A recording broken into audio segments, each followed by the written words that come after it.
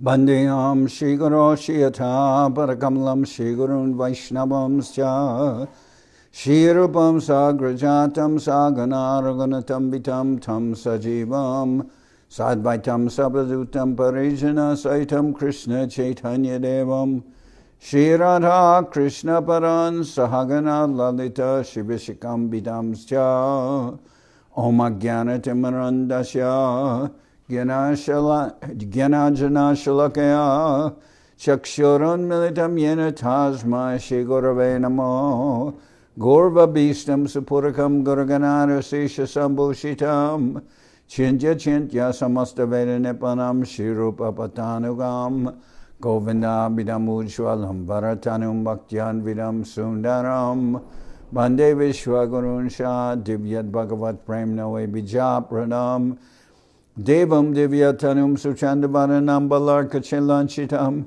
Sandrananda Puram Sadeka Varanam Vairagya Vidyamburim Sri Siddhanta Nidhim Subhakti Lasitam Saraswatanam Baram Bandetam Shubharam Mareka Sharanam Nyashishwara Sridharam Vanshakapatarubhyascha Kripa Sindhu Bhyevacha Patitanam Pavanebhyo Vaishnavebhyo Namo Namah Namo Mahabaranyaya Krishna Prema Pradayate Krishnaya Krishna Chaitanya Namane Gauratavishe Namah. So we're hearing from the Srimad Bhagavad Gita, the hidden treasure of the sweet absolute, by Srila Bhakti Rakshak Sridhar Dev-Goswami Maharaj. And we're now beginning with Chapter 3, Karma Yoga, the path of action. Arjuna Vacha Gyayasi Chet Karmanaste Mata Buddher Janardana Tat Kim Karmani Gore Mam Neo Jayasi Keshava. Arjuna said, O Janardan, O Keshava, if you consider wisdom superior to action, why then do you urge me to engage in the violence of warfare?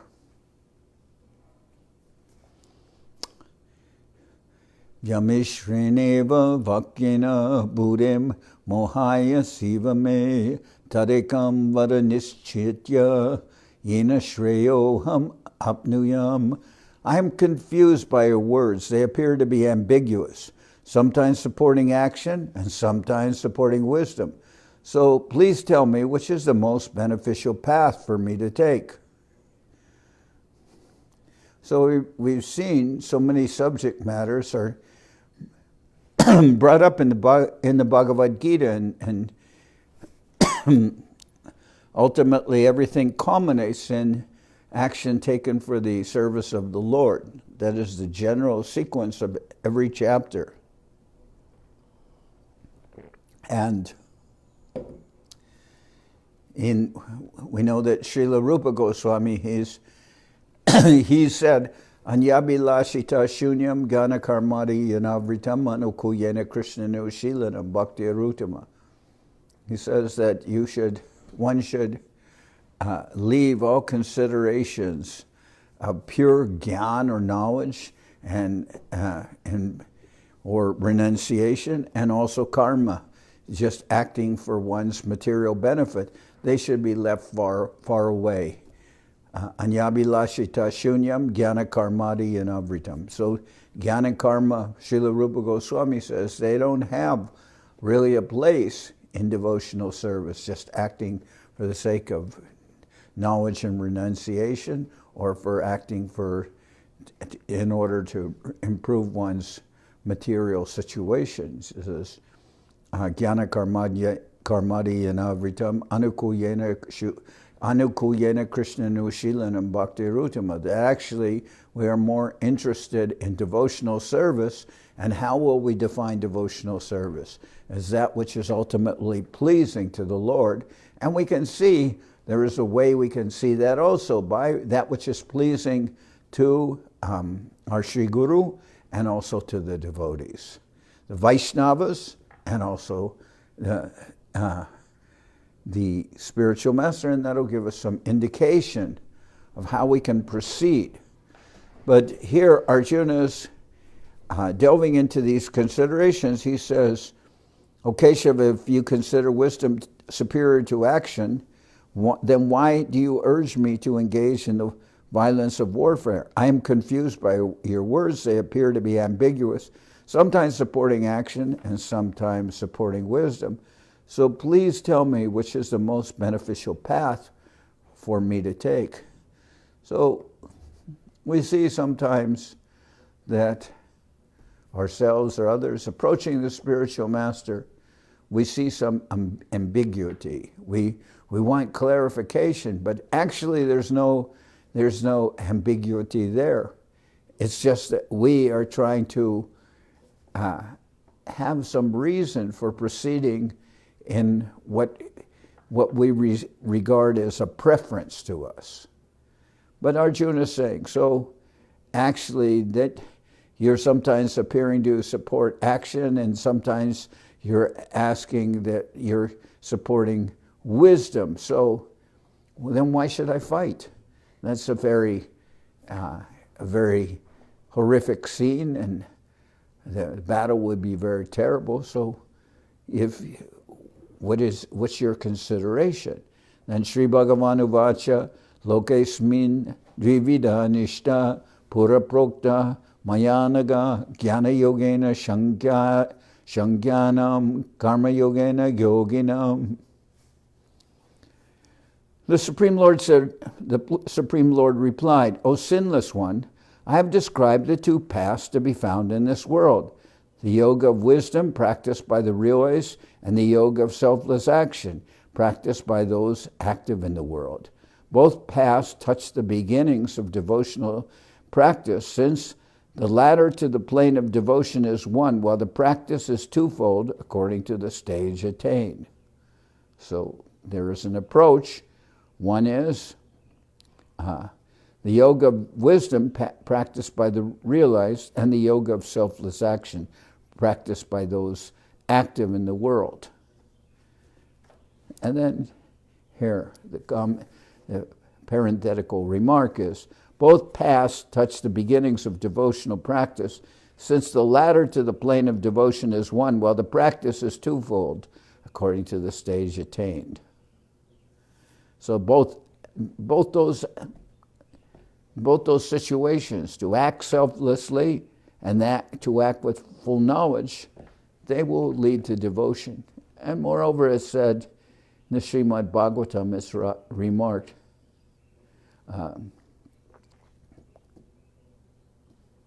Vasudeva Sarva Vasudeva, let's see, Jnanayat Yashu Vairagam Jnanam Chayat Ahitukim.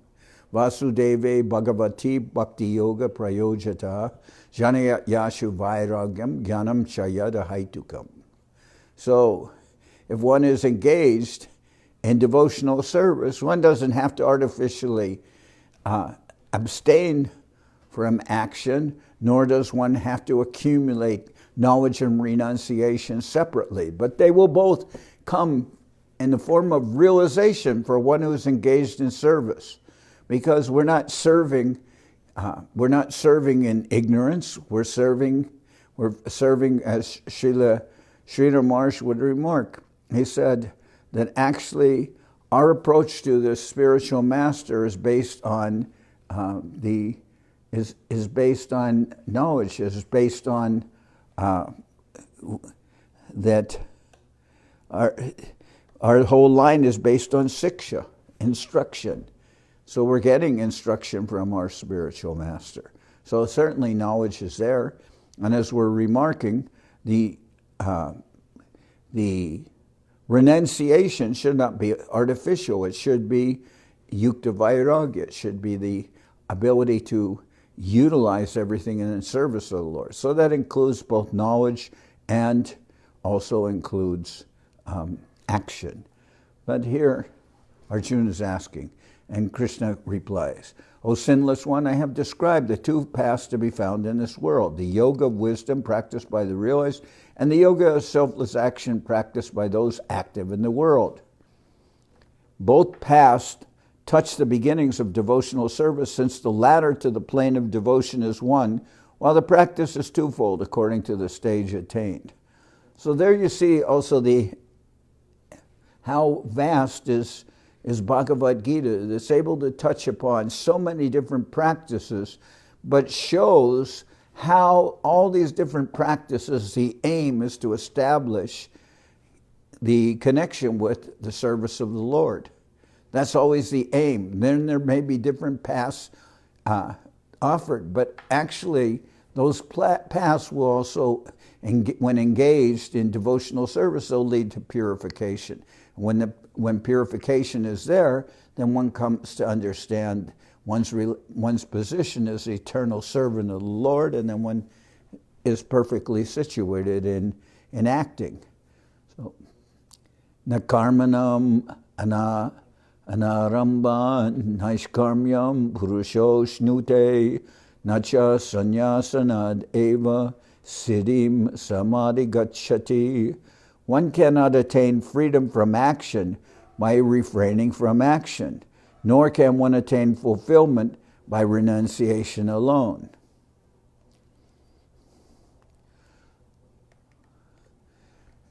How can one really refrain from action? Now the whole world is in a situation where people have to maintain some distance. They are staying in you might say, in an inactive state. Many people staying at home. And that's very difficult for them. Although normally people, when they're actively engaged, they hanker for some kind of vacation. But they don't associate this with vacation. Rather, they associate this with inactivity, and it bothers people. We can say, well, that's not so unusual, because it really is the nature of the spirit soul to be active. No one will be pleased with inactivity. And Srila Govinda Maharaj used to say, I hate the word relaxation. He talked like that. So one cannot attain freedom from action by refraining from action, nor can one attain fulfillment of renunciation alone.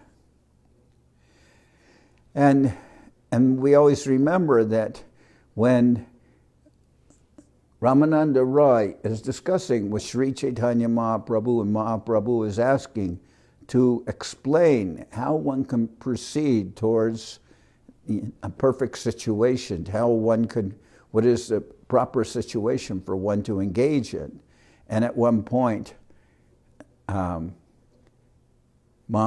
asked that and asked what is the perfect stage of life? And then Ramananda Roy at one point says, Sarvadharmam parityaja mamekam sharanam vraja aham tvam sarvapapebhyo mokshayishyami ma shucha.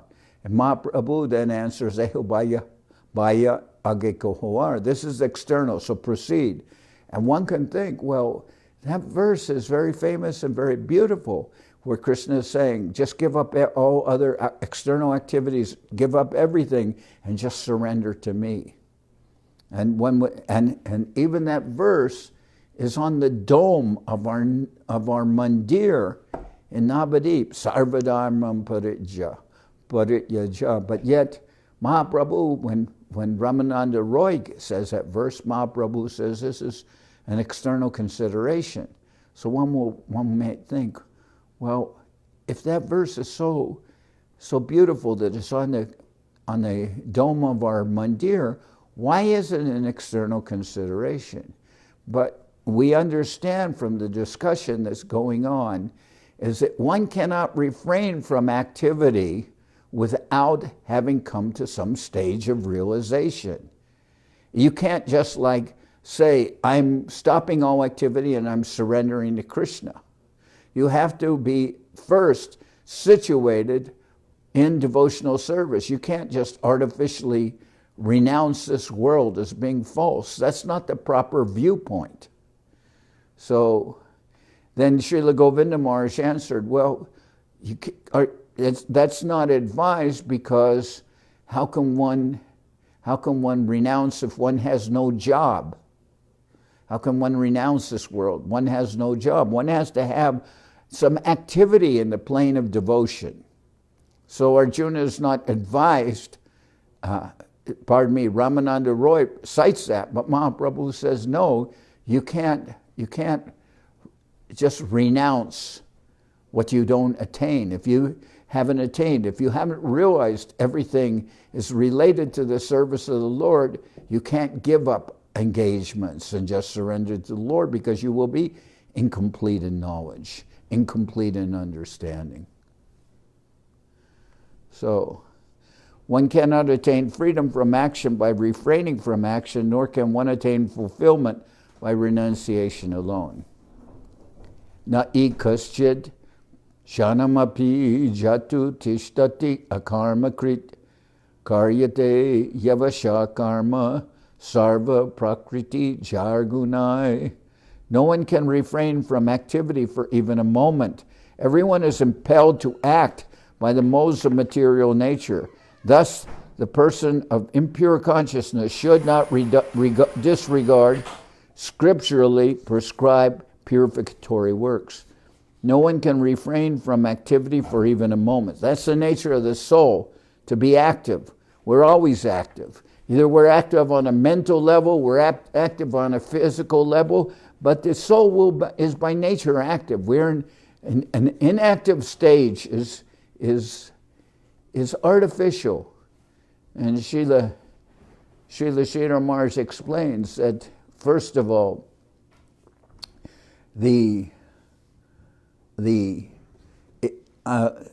just like a strike where everything in a factory, if all activities come to a screeching stop, everything is stopped, that's artificial.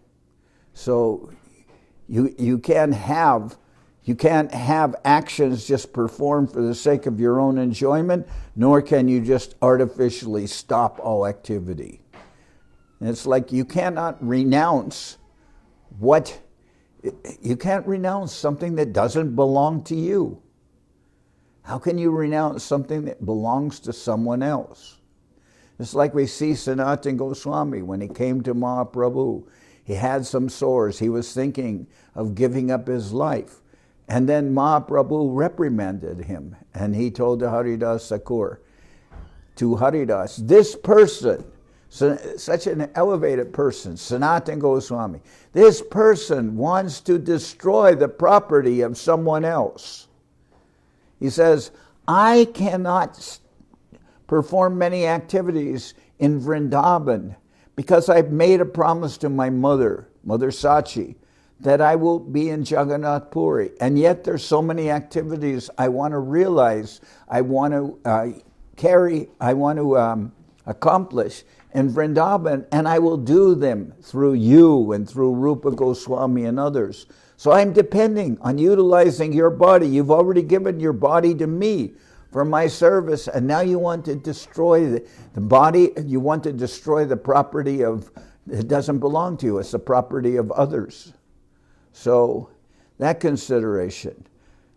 You can't artificially renounce this world because this world doesn't belong to you.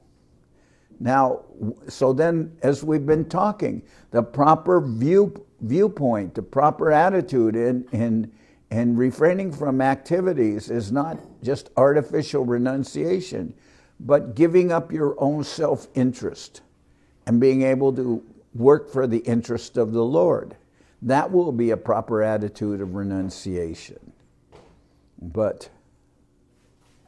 So no one can refrain from activity for even a moment. So we are neither in favor of the plane of exploitation, nor are we in favor of the plane of just renunciation for renunciation's sake. No one can refrain from activity for even a moment. Everyone is impelled to act by the modes of material nature. Thus, the person of impure consciousness should not disregard scripturally prescribed purificatory works. And we would see that in the beginning, so many persons came to devotional service. Well, they were in devotional service, but they came to the lotus feet of Srila Sridhar Maharaj.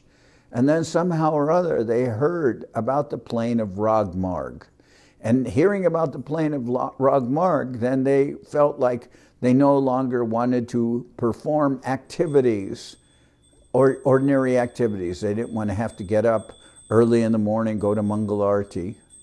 They didn't want to have to execute prescribed duties. And they gave us a reason for not wanting to do that. Well, I don't feel the spontaneous desire to do these activities. I don't feel impelled to do it, and I'm trying to follow the plane of Ragmarg. But that's completely artificial. Ragmarg would mean that you have some you would have some intense enthusiasm for seeing the Lord, for worshiping the Lord. All these activities would come out of intense desire to serve the Lord. But if you don't have intense desire to serve the Lord, then you can't artificially talk about, I'm only doing what I feel inspired or impelled to do from within my heart.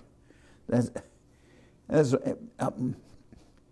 more correct would be to say that you're just not in a proper consciousness. Not to say that you're not doing activities because you're not feeling the intense desire to do them. It's artificial understanding of the plane of action. Karmendriyani samyamya ya aste manasasmaran indriyartan vimudatma mityacharya sa uchate. One who externally restrains his hands, legs, and other senses of action, but whose mind dwells on sense objects, is a fool. Know him to be a hypocrite. One who externally restrains his hands, legs, and other senses of action, but whose mind dwells on sense objects, is a fool. Know him to be a hypocrite. I remember before I was initiated, I was with the devotees and we were in Amsterdam. And one person who was there,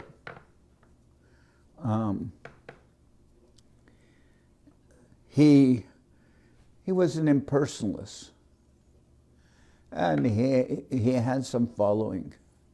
And I was there and he was talking, and he was coming up with sayings like, if you don't want to be disappointed, don't make appointment, and things like that.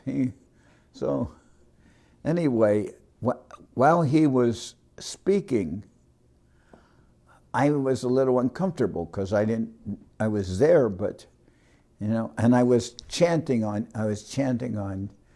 japa beads. And he saw me, and then he quoted this verse to me. He says, one who externally restrains his hands, legs, and other senses of action, but whose mind dwells on sense objects, is a fool. Know him to be a hypocrite. He was implying that I'm there chanting, but I'm not attentively chanting, which was true because I felt uncomfortable being in this, hearing him speak. But he was right. He said, more or less his implication was, if you're going to chant japa, you should attentively chant japa. You shouldn't be, No, so the only way I could have, but I didn't want, anyway, I remember that, him quoting that verse to me. We sometimes tell people that too when in front of Gurudev, don't chant japa, listen to him. But I was in a dual position. I neither wanted to really listen to the man so much, nor did I necessarily want to be there, but anyway. 7. Yastvindriyani manasa niyam yar abhaterjuna karmendriyai karma yogam asakta savisishyate. O Arjuna, superior is one who, though married, has stabilized his senses by the mind and engaged in the yoga of selfless action. So these two verses, one who externally restrains his hands, legs, and other senses of action, but whose mind dwells on sense objects as a fool know him to be a hypocrite. Arjuna superior is one who, though married, has stabilized his senses by the mind and engaged in the yoga of selfless action. So we see, and actually that's one of the lessons taught by the conversations with Mahaprabhu and Ramananda Roy, because at the end of that chapter there's remarked that Mahaprabhu chose to spread his mission through persons like Ramananda Roy, through Haridas Thakur, Rupa and Sanatana Goswami. None of them were in the center of what was the existing society. Haridas Thakur, born in a Muslim family. Ramananda Roy, although he's a governor, he's a leading figure in the government of there in South India. Even though he has an important position, he's considered to be not a Brahmin, so he's regarded as a Sudra. And to the point where in their conversations, Ramananda Roy objects to Mahaprabhu that I'm not qualified. Why are you asking me and giving me some kind of honor when you're a sannyasi? And then Mahaprabhu says, Kiba vipra kiba nyasi shudra kaninoy ye Krishna tattva veta se guru hoy. It doesn't matter if I'm kiba vipra. Vipra means a Brahmin. Kiba vipra kiba nyasi. Sannyasis in that time were also Brahmins, so only the Brahmin class could accept sannyas. So kiba vipra kiba nyasi. Doesn't matter if I'm a Brahmin or I'm a sannyasi, which is, you can say Brahmins are the leaders of the Varnas, Brahmin, and sannyas, leader of the ashrams. So that person who's a sannyasi would be a leader of both the Varnashrama, of the Varnas and the ashram. So Mahaprabhu says, doesn't matter if I'm a Brahmin or I'm a sannyasi or Shudra Kaninoy, or if one is a Shudra, that doesn't matter. Ye Krishna tattva veta. If one is actually able to give others Krishna consciousness, if one is able to present devotional service to others, say Guru Hoy, then that person is to be seen as a spiritual master. So at the end of the chapter of the Ramananda Sambad, the 8th chapter of the Madhya Lila, after the Mahaprabhu's conversations with Ramananda Roy, it's remarked that Mahaprabhu didn't choose to spread his mission through big sannyasis or big scholars. Because also Rupa Sanatan, they were not accepted in the mainstream of society. They didn't even go into the temple of Jagannath Puri because they felt they had accepted employment in the Muslim government, so they felt that they had lost their position in society. So you could say that was true. Ramananda Roy he's seen as a Shudra. Haridas Thakur, born in a Muslim family, and yet Ramananda Roy, Mahaprabhu accepted him in the position of a teacher or guru, and he says that elsewhere when he goes to Vrindavan. He says, "What I'm presenting is what I learned from Ramananda Roy." He says that to Rupa and Sanatana Goswami, and Rupa and Sanatana Goswami, they would never even enter the temple of Jagannath because they felt they were fallen. So there's 4 persons that are not in the mainstream of the society, but Mahaprabhu didn't choose to spread his mission through big scholars, big sannyasis, or very important religious persons, but rather he chose to spread his mission. Many of Mahaprabhu's followers, as it's mentioned in this verse, O Arjuna, superior to one who, though married, has stabilized his senses by the mind and engaged in the yoga of selfless action. So many of our acharyas also, Advaita Acharya, Srivas Thakur, many of these persons who traveled to Puri to meet with Mahaprabhu, they are all grihastas, they're in married position. Now since the time of we can say the what was established by Srila Bhaktisiddhanta Saraswati Thakur, that Srila Govinda Maharaj said that in our mission of the Sri Chaitanya Saraswat Mat, those who are in the formal position of gurus, they're sannyasis, he said.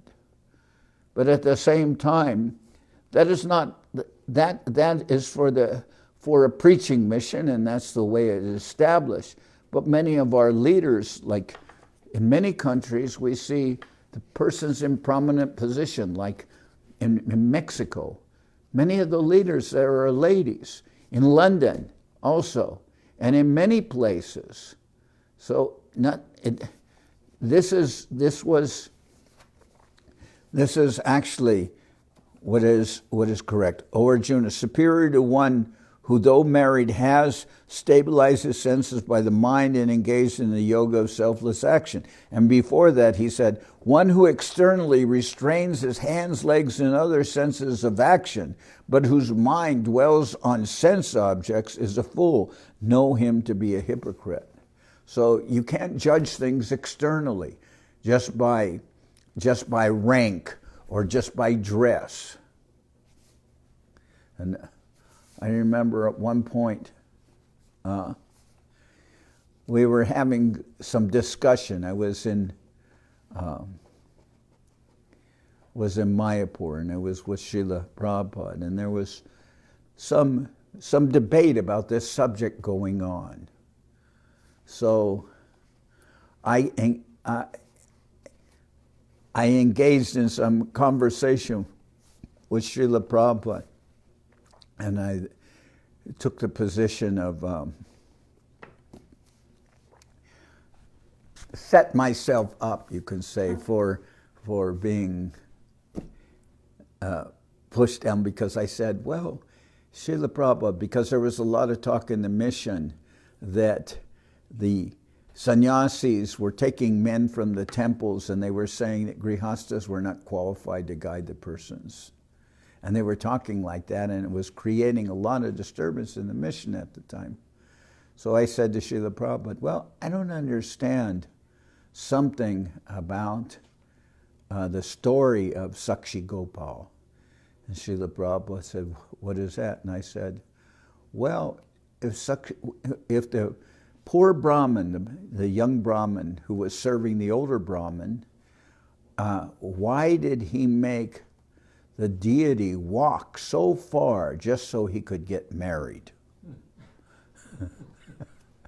Because the deity had to bear witness, but it actually is for the purpose of keeping the elderly Brahmin, who's also a pure soul, to keep his word intact, because his family was threatening to commit suicide if the old man insisted that his daughter marry a person who was not from a wealthy aristocratic family and was poor and illiterate. So they were very much in revolt from that. But the young Brahmin had told the deity that you bear witness, because the old man said, I want to give you my daughter in marriage. And the young Brahmin objected, and he said, this is improper. He said, your family will never accept this, and it's not socially presentable that you're from a wealthy aristocratic family and I'm poor and illiterate. How can you give your daughter to me? And then the old man said, I am promising you I will do this. And then the young Brahmin said, all right, then if you say so in front of the deity, you take this as a vow, then we'll see that it will happen. And then the Brahmin made that vow in front of the deity, and then of course the poor Brahmin returned to Vidyanagar in South India, and so did the elderly Brahmin. And then the elderly Brahmin's family was very much against it, and they said, if you do this, we'll all commit suicide. So then the elderly Brahmin said, well, I promised him, and I promised in front of the deity, so what can I do? How can I break my word? And the elderly Brahmin's atheistic son said, no, you don't have to break your word. Just say when they ask you that you don't remember. You don't remember saying that. You don't have to lie, just say you don't remember. But I don't know how you can say I don't remember and that's not a lie. But anyway, so when the town meeting was, and the young Brahmin said, well, he made this promise in front of the deity. And the people said, well, if you made this promise, then why don't you keep it? And then the elderly Brahmin, fearing that his family would be ruined by this, he said, well, I don't exactly remember that.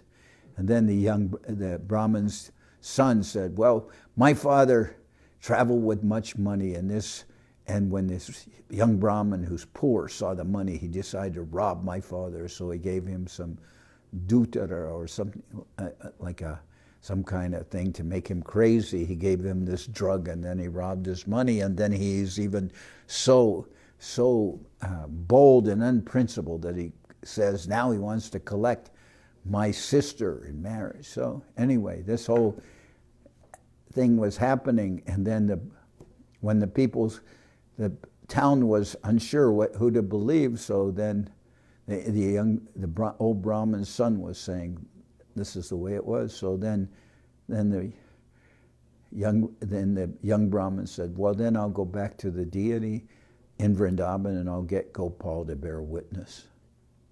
So the story goes on, but the deity actually walked from Vrindavan to South India to bear witness for what and the deity is, of course, very big, and to bear witness. And that's why the story is called Sakshi Gopal. Sakshi means witness, witness Gopal. So then I said to Prabhupada, well, why did the young Brahmin make the deity walk so far just so he could get married? And Srila Prabhupada looked at me and he said, well, we're not against marriage. And then I said, yes, but hasn't it been said that only a second-class man would get married?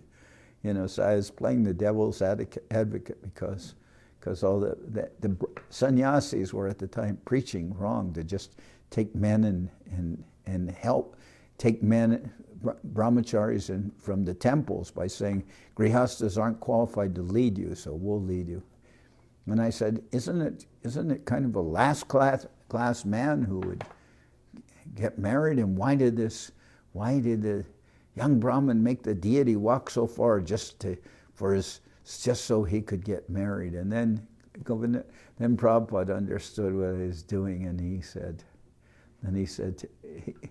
he is having some fun, and he said, you see, the nature of this sannyasi, that no woman would have him, so he's like the wolf. Prabhupada said wolf instead of fox. He's like the wolf who's jumping for the grapes and can't reach them, so he says they're all sour anyway. And then he says no woman would have him, and he's saying that nobody should get married. It's like more or less saying sour grapes. So anyway, we see, and I had some, Prabhupada understood what I was doing, and it was like he made fun of me so that he could teach others. But I set myself up for that deliberately, because there was this big scandal going on in the society. Some wrong preaching, and I really don't like wrong preaching when people try to exploit a situation in order to be able to gain some personal advantage. So, first, Krishna says, if somebody is in a position where he's supposed to be a renunciant, and yet at the same time his senses he's engaged in thinking about the objects of the senses within his mind, that person is a hypocrite. And then he says, then the next verse he says, superior is one who has stabilized his senses by the mind and engaged in the yoga of selfless action, and is not artificially, is not a hypocrite, who's actually in a more honest position. So that's what's being discussed here. And we'll go on to 8. Niyatam guru karma tvam karma gyayo yas yakarmana sharira yatra pichate na prasidyed akarmana. Perform your prescribed duties, since to be active is better than idleness. Inactive persons cannot even maintain their existence. By giving up fruitive action and performing your obligatory duties, your heart will be purified. Surpassing the plane of renunciation, you will attain pure devotion transcendental to the mundane plane. So this is very, very nicely presented. Perform your prescribed duties, since to be active is better than idleness. Inactive persons cannot even maintain their existence. By giving up fruitive action and performing your obligatory duties, your heart will be purified. Surpassing the plane of renunciation, you will attain pure devotion, transcendental to the mundane plane. So, by idleness, you can't even maintain yourself. How will you maintain yourself? By taking an inactive position, just refraining from action.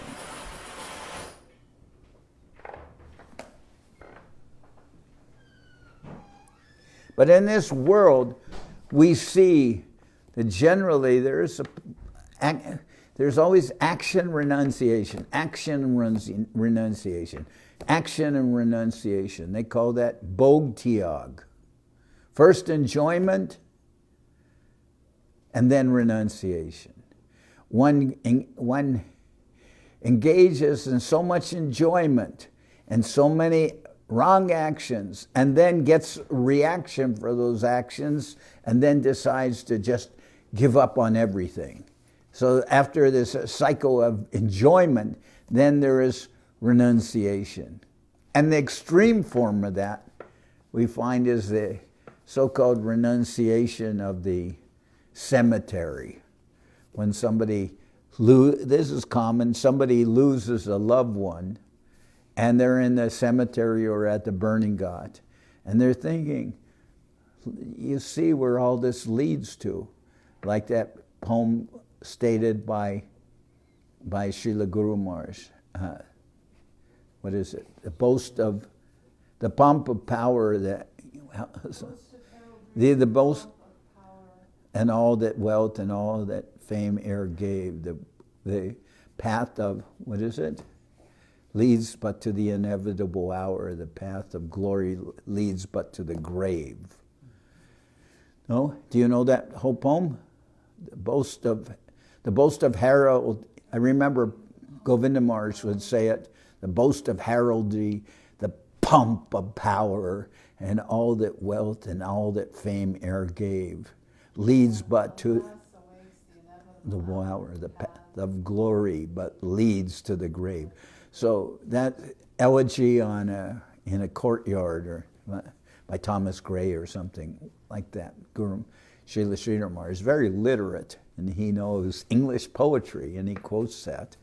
And the idea is that many people get that kind of a renunciation when they lose a loved one, and they go to the graveyard or they go to the burning ghat, and they think, oh, this is where it all leads. Then why so much endeavor to enjoy this world when at the time of death there is nothing left, one loses everything? Then why am I so concerned about material acquisitions? And so this is but that's, I said, the final kind of bhog-tyag is like that, when things going to the cemetery or something, that this is where it all leads, and why should I concern myself about the enjoyments of this world? But that usually only lasts until they leave the graveyard. After that, they're back into their normal mundane drive for enjoyment. Yeah?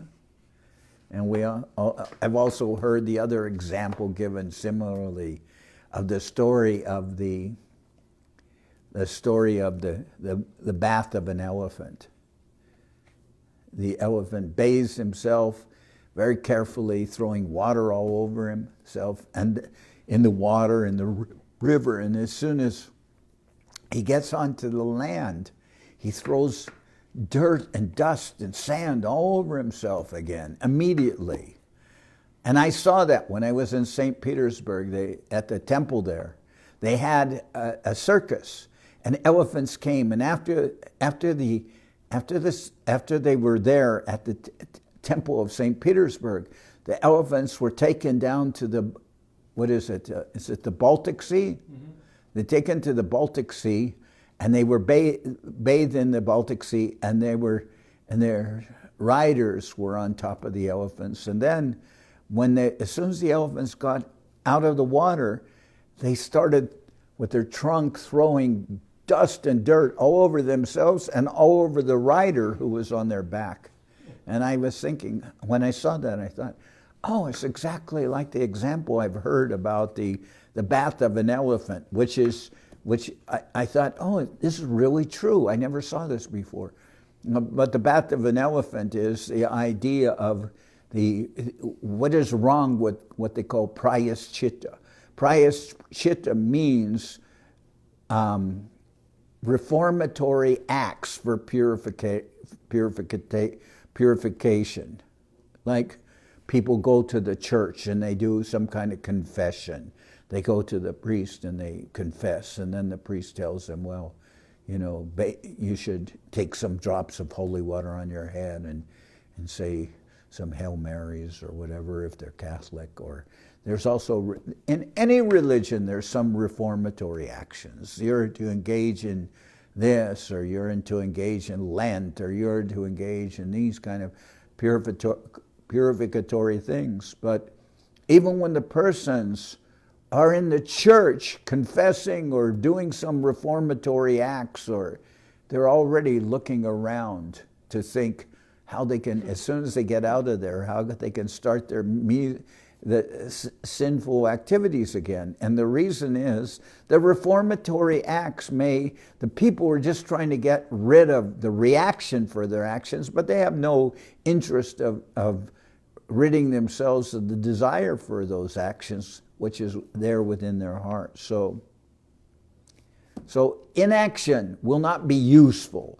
Inaction will not purify you. It will not get rid of anything, and that's why ultimately Mahaprabhu says to Ramananda Roy, Sarvadharmam parijamame kamsharanam raja. That's not going to purify you, to just stop all your activities. And then later we understand that before you can renounce things, before you can give up this world, you have to be properly situated in devotional service. You can't artificially just refrain from actions. First, you have to come to the platform of actual devotion. Then, yagyartat karmanon yatra lokoyam karma bandhana tadartam karma konteya mukta sangha samachara. Selfless duty performed as an offering to the Supreme Lord is called yajna, or sacrifice. O Arjuna, all action performed for any other purpose is the cause of bondage in this world of repeated birth and death. Therefore, remaining unattached to the fruits of action, perform all your duties in the spirit of self-sacrifice. Therefore, remaining unattached to the fruits of action, perform all your duties in the spirit of such sacrifice. Such selfless action is the way to begin devotional practice, gradually realize the presence of the Lord, and ultimately attain pure devotion transcendental to the modes of material nature, nirguna bhakti. So, then we're in this third chapter, Karma Yoga, the path of action. So here's a verse, Yagyartat karmanon yatra loko yam karma bandhana tadartam karma konteya mukta sangha samachara. You're to perform, your actions are to be performed for the service of the Lord, and yajna by Vishnu. Real yajna means for the service of the Lord. That's the meaning of sacrifice. O Arjuna, all action performed for any other purpose is the cause of bondage in the world and repeated birth and death. Therefore, remaining unattached to the fruits of action, perform all your duties in the spirit of such sacrifice. Such selfless action is the way to begin devotional service, gradually realize the presence of the Lord, and ultimately attain pure devotion transcendental to the modes of material nature, nirguna bhakti. And remember that Srila Govinda Maharaj was talking about how Bhakti Sharanga Goswami Maharaj, one of the senior persons in the Gaudiya Math mission, he used to go collecting on Thursday when most people would not go collecting. That's Brihaspati Barbela. But one of the characteristics of Brihaspati Barbela is someone is the gainer and someone is the loser. So a lot of times businessmen don't like to act on Brihaspati Barbela because they run some risk of doing something that will be not beneficial for their business. It's a logical consideration. But Bhakti Sharanga Goswami Maharaj liked to go out collecting on that day because he felt like in devotional service there's no loss for anyone. But while he was collecting, one time, one person came and said, "Oh, a Vaishnava beggar, here, I have something for you." And he came back and he said, "Here," and he's holding out, receive this. And then he gave to Bhakti Sharanga Goswami Maharaj, he gave him ashes because he was trying to ridicule him. But Bhakti Sharanga Goswami Maharaj, he said, "I will accept your ashes. Not that I really need them," but he said, "I can utilize them for something. I can use them to clean my brass. So I will accept your ashes." Not implying that they're very useful, but I will accept them because he said, it is good because it teaches your hand how to give.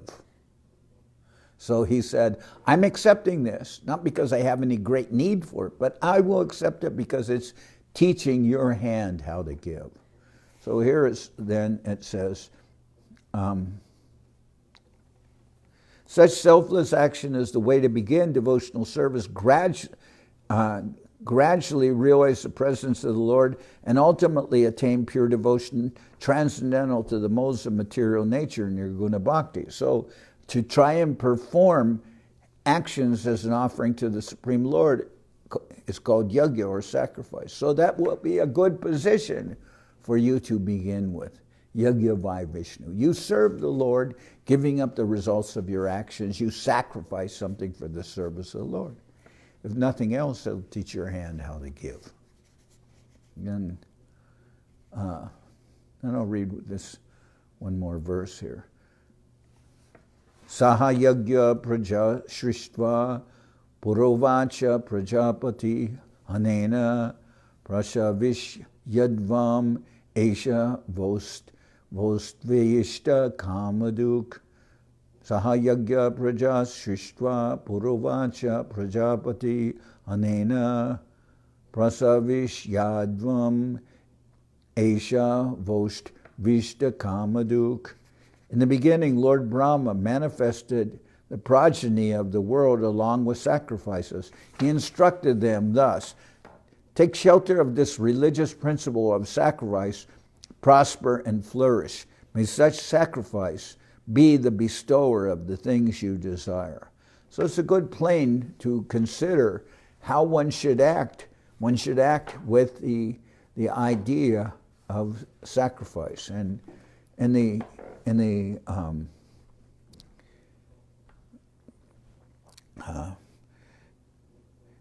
Chaitanya Charitamrita, it is said like that. It says, Brahmata, what is it? Bharata Bhumite Hoila Manusha Janmajar Janma Sartaka Kori Koraparupakar. Bharata Bhumite Hoila Manusha Janmajar. It says that anyone who is born in Bharatvarsha is meant for performing actions or performing actions for the benefit of others. Bharata Bhumite, born in Bharatvarsha, Bharata Bhumite Hoila Manusha Janmajar. Anyone who's taken their birth in India. Bharata Bhumite Hoila Manusha Janmajar.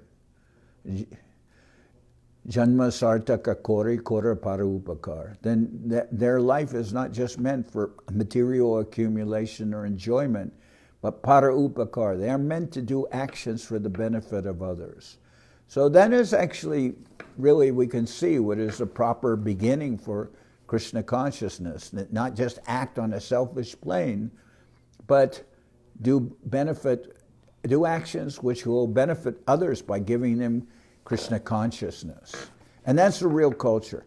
But now today also I wanted to speak about Gadadhar Pandit. Gadadhar Pandit, this is his day of appearance. It's also Amavasya. Amavasya, we see Guru Maharaj, Srila Maharaj, he disappeared on the Amavasya. And if you read the Bhagavad Gita about how the yogis leave this world, they don't leave during Amavasya normally, if you're going on the mechanical process of how to leave this world in yoga. But we see Gadadhar Pandit, Bhakti Vinod Thakur, and Guru Maharaj, they all left on Amavasya. And Srila Govinda Maharaj said, leaving on Amavasya shows the humility of the Vaishnava. But we also see that Bhakti Vinod Thakur, he left on the day of Gadadhar Pandit because he very much identified with, he had inspiration from Gadadhar Pandit. And Gadadhar Pandit also appeared in this world today, which is also Amavasya. So on one level, Srila Govinda Maharaj, Srila Sridhar Maharaj, he said that there is a relationship between Gadadhar Pandit and Sri Chaitanya Mahaprabhu. Because we know that Mahaprabhu is Krishna, but he's covered with the Bhavakanti. He's covered with the Bhavakanti of Srimati Radharani.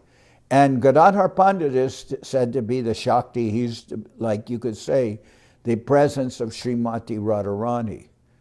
And Bhakti Vinod Thakur, in his place of worship in Surabhi Kunj, he worships Gaur Gadadhar, Mahaprabhu and Gadadhar Pandit. So the Mahaprabhu came on the full moon night, where there's a full moon. It was an eclipse, but full moon eclipse. And everyone went to the river to chant the holy names. And Gadadhar Pandit appears on the Amavasya, and yet he's said to be the Radharani present, you can say like an Shakti incarnation, present as Gadadhar Pandit. So, and in fact, Gadadhar Pandit later, as we've heard in one story, involving Pundarik Vidyanidhi and Mukunda, Gadadhar Pandit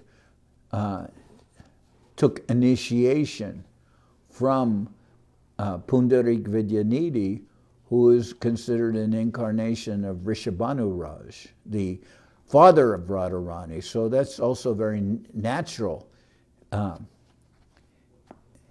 So Gadadhar Pandit, Srimati Radharani, but Mahaprabhu has taken the Bhava and Kanti, the mood and the luster of Srimati Radharani, and Gadadhar Pandit is like a man whose property has been robbed.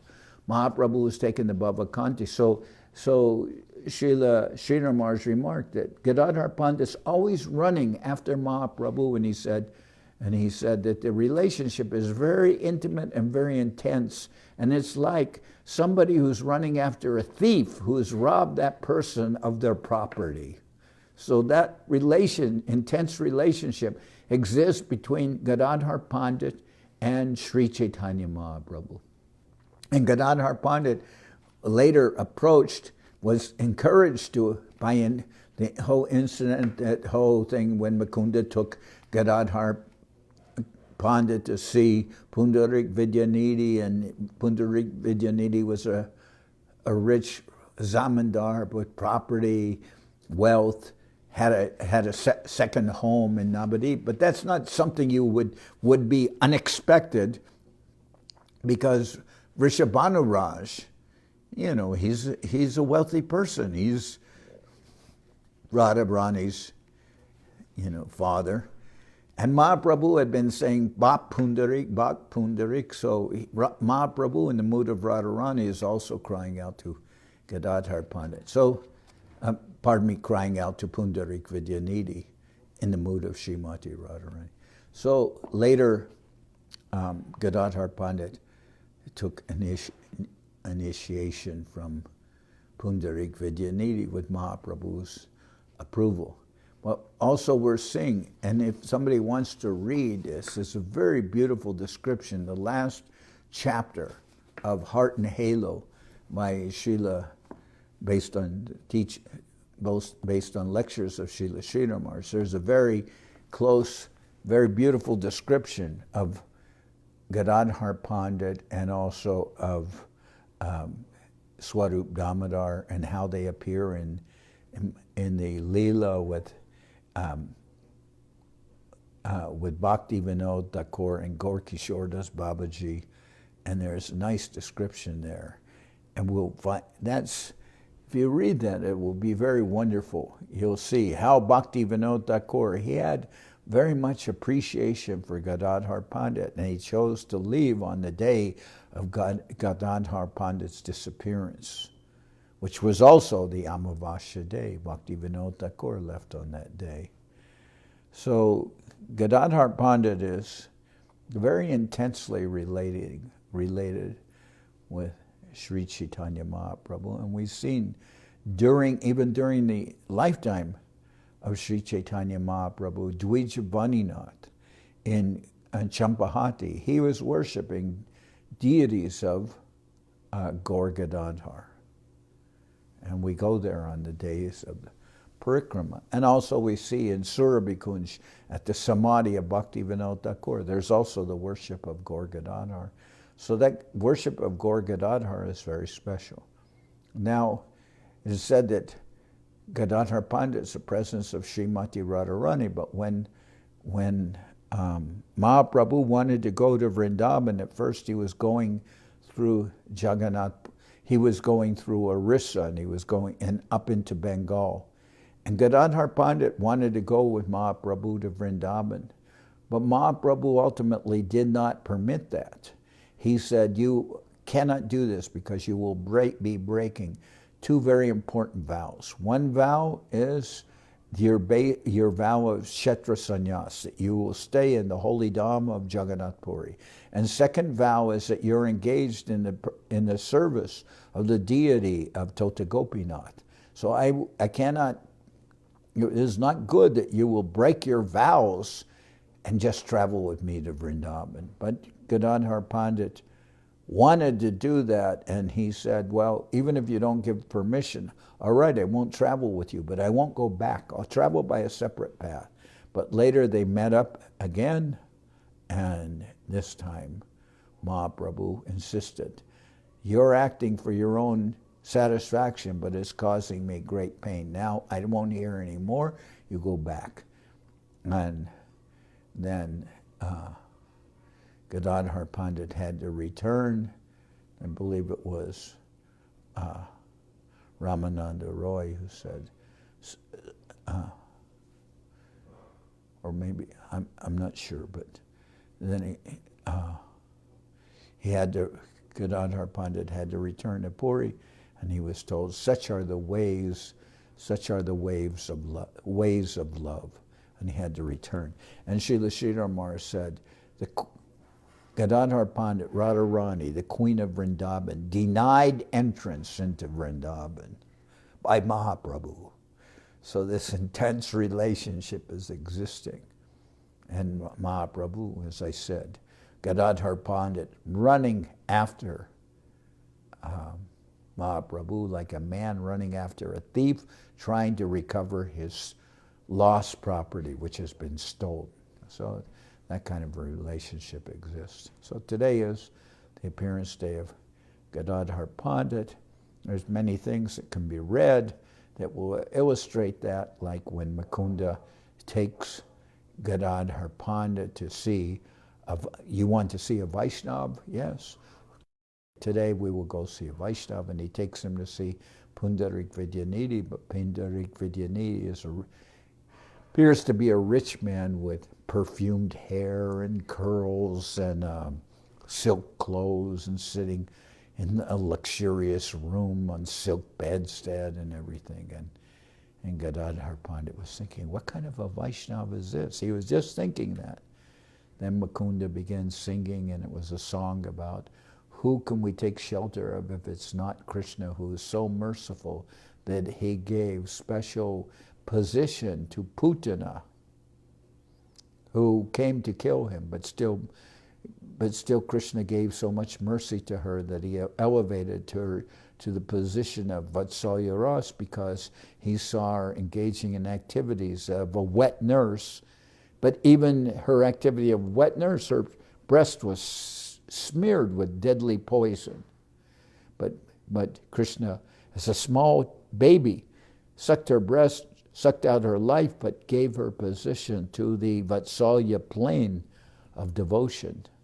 So then that verse from the Bhagavatam is saying, and who can we take shelter if it's not for Krishna? It's so merciful that he gave so much mercy to Putana, who was just a demoness who came there to kill him. So when Mukunda sang that verse and Pundarik Vidyanidhi heard that, Pundarik Vidyanidhi went into convulsions. He began tearing out his hair, ripping his clothes, destroying everything in the room, and just, it just became so absorbed. Practically the whole room was destroyed, and then he went into trance for 7 hours. And then Gadadhar Pandit thought, I was wondering what kind of a Vaishnava is, and now I am seeing this. How can I not think of making amends? I should accept him as my guru. I have not yet received Gayatri. And then he thought, he asked Mahaprabhu, is this a good idea? And Mahaprabhu said, yes, you should do this. So Mahaprabhu confirmed that. But this was Gadadhar Pandit. So there's that incident regarding Gadadhar Pandit. There's a relationship with Mahaprabhu of Gadadhar Pandit following Mahaprabhu like a man following after a thief. And then there's this very beautiful conclusion of Heart and Halo, which is talking about the relationship between Bhakti Vinod Thakur and Gadadhar Pandit. So one can read that. This is a very special person. Gadadhar Pandit, prominent in the Panchatattvatmakam Krishnam Bhakta Rupa Swarupakam Bhakta Avataram Bhaktakyam Namami Bhakta Shaktikam. Bhakti Shaktikam. And then we're also hearing, Sri Krishna Chaitanya, Prabhu Nityananda, Sri Advaita Gadadhar, Shivasadi Gaur Bhakta Vrinda. So anyway, this is that special day, appearance day of Sri Gadadhar Pandit. We'll stop here, and everyone can now, we'll conclude the class. All right. You can take these kartals. Oh, you're going to play mridanga. Oh.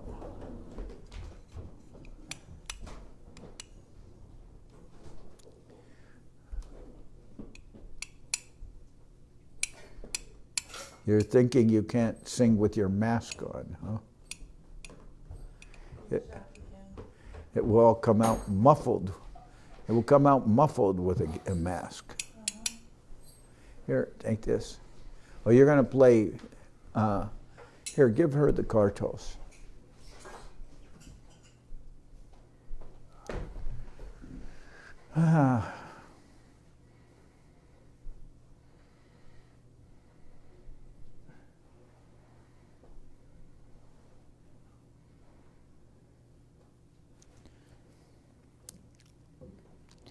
Here about the plane of selfless action, and everyone has to stay at home.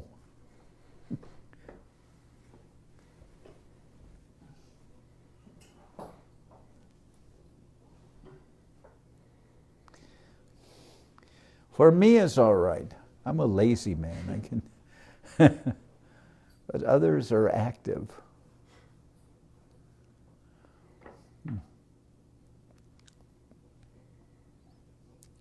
Peter Moore, he's very active. He is always trying to get me to move.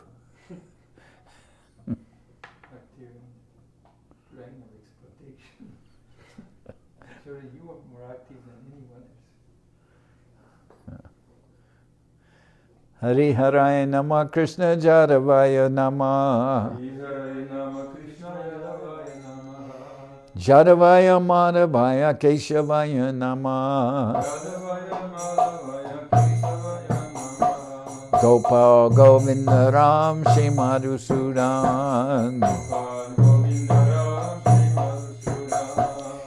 Giridhari Gopinatha Marana Mohan Sridhari Gopinatha Marana Mohan. Sri Chaitanya Nityananda Sri Advaita Chandra Chaitanya Nityananda Shri Advaita Chandra.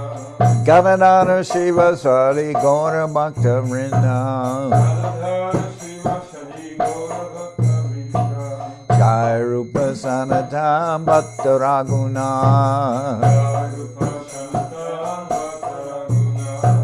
Sri Jiva Gopala Bhatta Dasa Raguna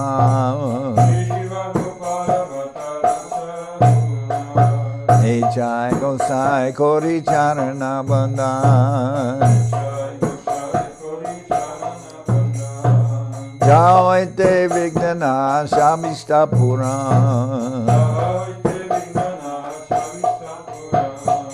Hey Jai Gosai Jarmui Taradas Dasabar Padarenu Mora Panchagra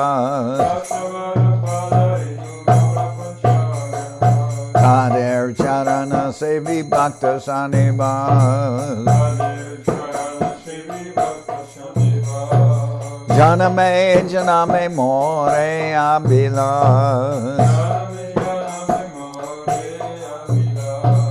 Hey Chai Gosai Jabe Branje Koilabas Radha Krishna Nitya Lila Korila Prakash Anande Bolo Hari Bhaja Vrindavan Shri Guru Vaishnava Pade Majayi Aman Shri Guru Vaishnava Pad Padma Koriyas Harinam Sankirtana Kohe Naratamadan Hare Krishna, Krishna Krishna, Hare Hare Hare Rama, Rama Rama, Hare Hare Hare Krishna, Krishna Krishna, Hare Hare Hare Rama, Rama Rama, Hare Hare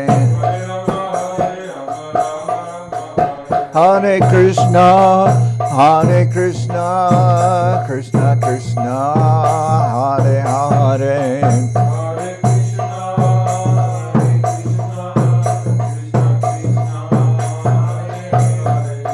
Hare Rama,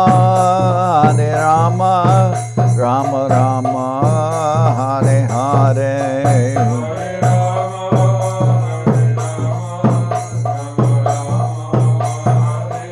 Nitya Gora Haribo, Haribo, Haribo, Haribo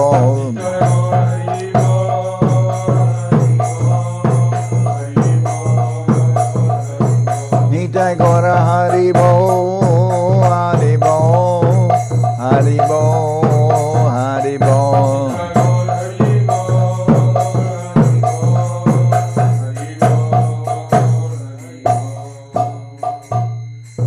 Jai Saparikara Shishi Guru Guranga Gandharvika Giridhari Juki Jai. Jai Om Vishnupad Paramahansa Paravajaka Charyasta Tadrasada Shishimad Srila Bhakti Rakshak Sridhar Dev-Goswami Maharaj Ki Jai. Jai Bhagavan Srila Bhakti Siddhanta Saraswati Goswami Thakur Ki Jai. Jai Om Vishnupad Srila Gaur Kishore Das Babaji Maharaj Ki Jai. Jai Om Vishnupad Srila Sat Shridananda Bhakti Vinod Thakur Ki Jai. Jai Om Vishnupad Vaishnava Sarvabhauma Srila Jagannath Das Babaji Maharaj Ki Jai. Rupana Guru Varga Ki Jai. Namacharya Srila Haridas Thakur Ki Jai. Shri Rupa Sanatana Bhatta Raghunath Shri Jiva Gopal Bhattadasha Raghunath Shad Goswami Prabhu Ki Jai. Prem Sigo Shri Krishna Chaitanya Prabhu Nityananda Shri Advaita Gadadhar Shivasadi Shri Gaura Bhakta Vrinda Ki Jai. Srila Krishna Das Kaviraj Goswami Prabhu Ki Jai. Shri Chaitanya Charitamrita Ki Jai. Srila Vrindavan Das Thakur Ki Jai. Shri Chaitanya Bhagavat Ki Jai. Narottam Srinivas Shamananda Prabhu Ki Jai.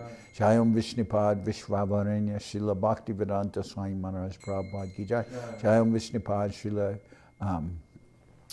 Bhakti Nirmalacharya Maharaj Ki Jai. Ananta Koti Vaishnava Vrinda Ki Jai. Shri Chaitanya Saraswat Madhacharya Vrinda Ki Jai. Shri Navadip Dham Ki Jai. Shri Ram Mayapur Ki Jai. Saparshada Shri Nityananda Prabhu Ki Jai. Saparshada Shri Mahaprabhu Ki Jai. Shri Kaladvip Ki Jai. Shri Chaitanya Saraswat Mat Ki Jai. Soquel Shri Chaitanya Saraswat Sevashram Ki Jai. Ganga Devi Ki Jai. Tulasi Maharani Ki Jai. Bhakti Devi Ki Jai. Shri Vrindavan Dham Ki Jai. Shri Shri Radha Krishna Go Gopika Vardhan Sham Kana Radha Kunda Kalindi Yamuna Ju Ki Jai. Samaveda Bhakta Vrinda Ki Jai. Shri Harinam Sankirtan Ki Jai. All the assembled devotees Ki Jai. Srila Gadadhar Pandit Avirbhav Mahotsav Ki Jai. Divine Appearance Day of Gadadhar Pandit Ki Jai. Gaur Premanande Hari Hari Bol. Srila Bhakti Pavan Janardan Maharaj Ki Jai.